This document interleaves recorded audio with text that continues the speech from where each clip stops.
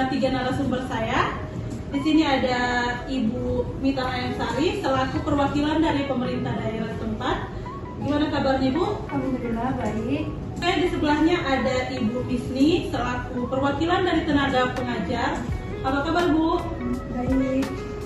Oke, selanjutnya ada Ibu Ningrum, salah satu perwakilan dari pengamat isu-isu yang terjadi di Indonesia saat ini.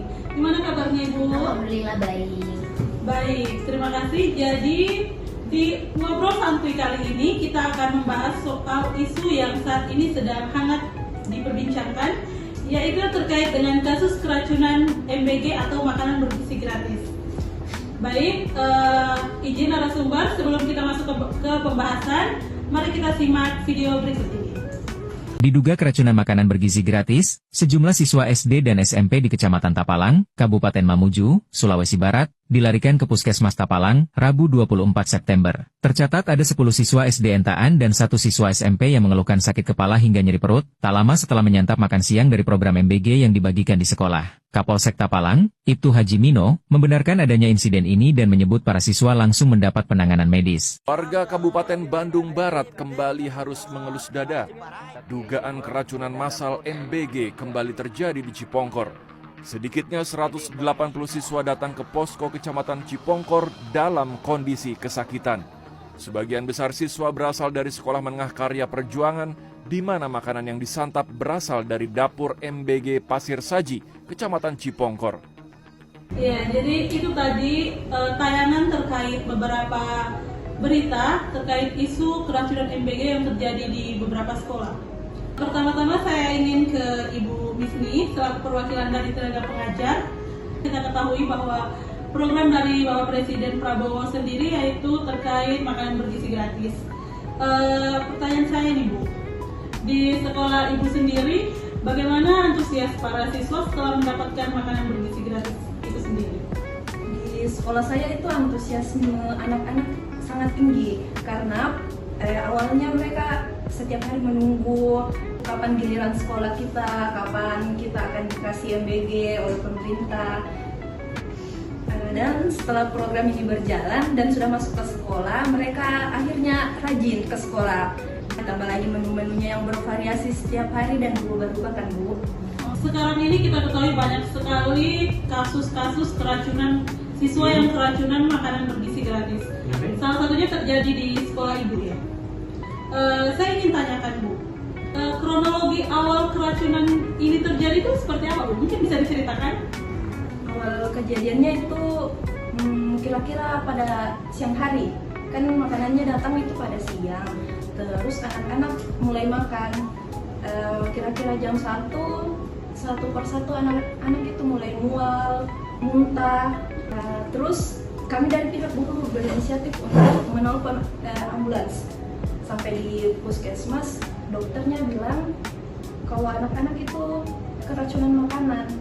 Jadi kami berpikir kalau anak-anak mungkin keracunan MBG. Nah, dari dokter yang bilang kalau kemungkinan besar itu keracunan, kami berinisiatif untuk membawa sampel MBG itu ke laboratorium untuk dicek. Laboratoriumnya itu menunjukkan kalau memang MBG-nya terkontaminasi.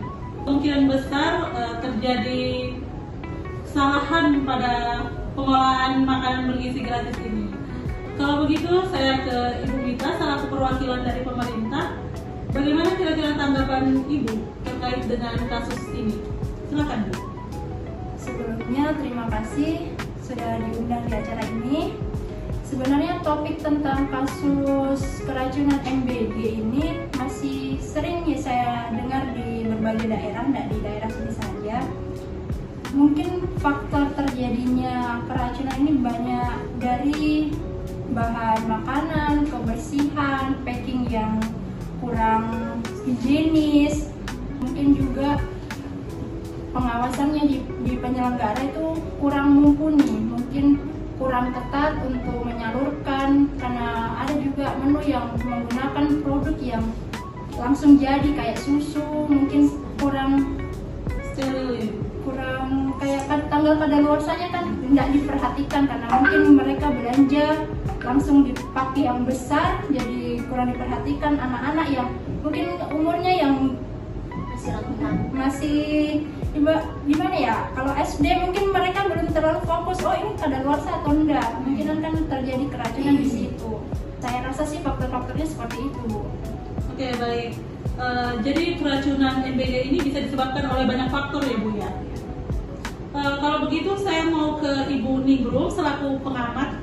Nih Bu, tanggapan Ibu terkait kasus ini setelah melihat banyaknya kejadian siswa yang keracunan MBG.